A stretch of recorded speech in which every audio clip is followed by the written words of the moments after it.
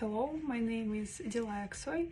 I study in Ural State Medical University, and I would like to tell you about endogenous regeneration of the heart. The urgency of the problem of myocardial infarction is indisputable and is determined by the trend towards an increase in mobility and mortality in people with acute and chronic forms of coronary heart disease in the most countries of the world.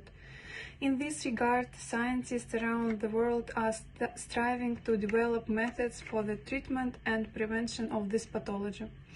One of the options for heart repair after myocardial infarction is the use of the epicardium in heart regeneration.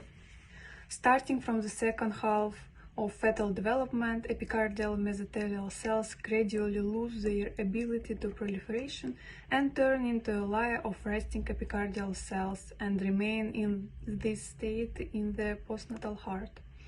However, in acute ischemic myocardial injury, the embryonic gene expression program is partially reactivated in epicardial cells, which leads to the triggering of epicardial cell proliferation.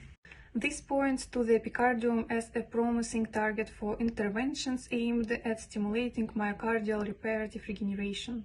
Currently, data have been obtained indicating the possibility of activation of epicardial cells using various biological incentives, such as thymosin beta-4, stem cell factor, prokinetics, modified RNA encoding the vascular endothelial growth factor protein.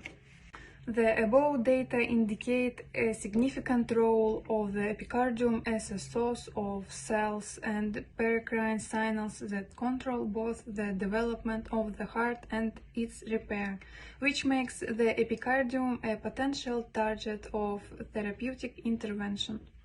The first variant of such stimulators may be factors that regulate epicardial cells at the stage of developing heart, which include retinoic acid, platelet-derived growth factor WB, and etc. The impact on the epicardium is also possible with the introduction of biological active compounds such as thymosin beta-4 into the pericardial cavity. Due to the low rate of renewal of pericardial fluid, they can have a long therapeutic effect. Exosomes and microvesicles, which are involved in the regulation of epithelial mesenchymal transition, as well as in the development of the heart and its repair, can also be introduced into the pericardial cavity. Another approach to the activation effect on the epicardium is epicardial transplantation of tissue engineered structures, peculiar cells, patches, or cell sheets, which can interact with epicardial cells in contact and paracrine and activate their reparative potential.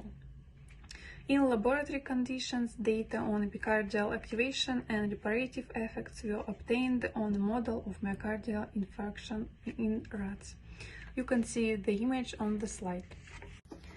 Another promising line of research may be the use of pericardial cells as a platform for genetic reprogramming.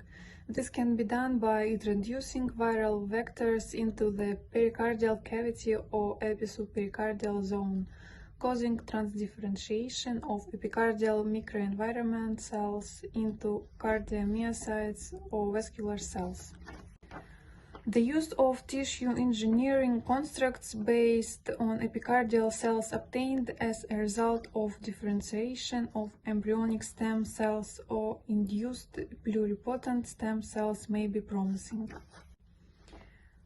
It has been shown that epicardial cells as part of combined construct significantly improve survival, organization of myofibrils, and contractility of cardiomyocytes. Transplantation of such constructs after a heart attack more effectively restored the systolic function of the heart compared to transplantation of cell layers based on a single cell type. Thus, the results of recent studies point to the epicardium as a new promising target for the therapeutic interventions aimed at the regulation of angiogenesis and reparative regeneration of the myocardium. In this regard, efforts to create new therapeutic approaches and drug compounds should be aimed at a highly specific effect on the cells with the best reparative potential.